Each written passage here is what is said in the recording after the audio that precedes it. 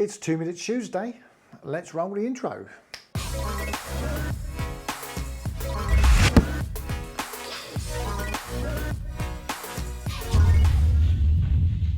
So we're going to put 2 minutes on the clock.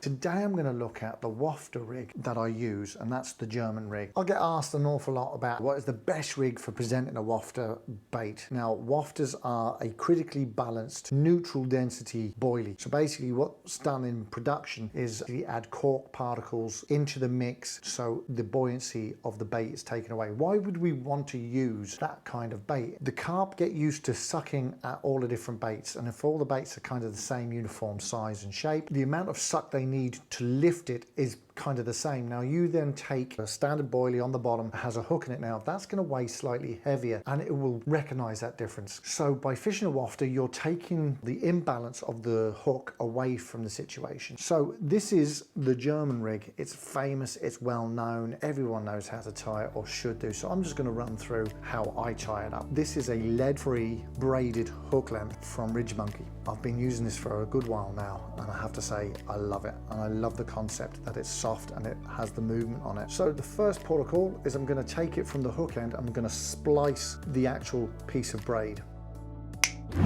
I'm then going to thread on the hook and then pull back the splice back through the main body of the braid because it's a hollow fiber braid.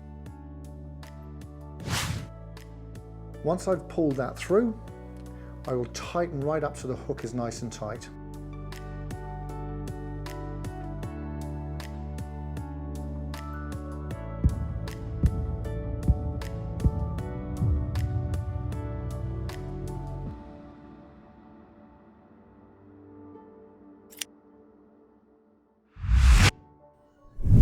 My next protocol is to add a small 2mm piece of shrink tube, and then it's just to heat it up and put a slight bend on it so it gives me a tiny angle.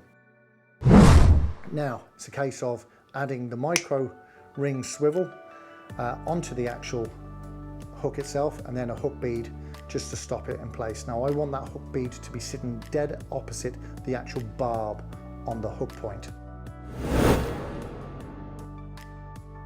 Now what I do add is one of these little pop-up weights from Fox. This is a BB shot. This will sit about 1.25 inches away from the actual bend of the shrink tube on the hook. The weight of this will get the mechanics of the rig turning and doing its job.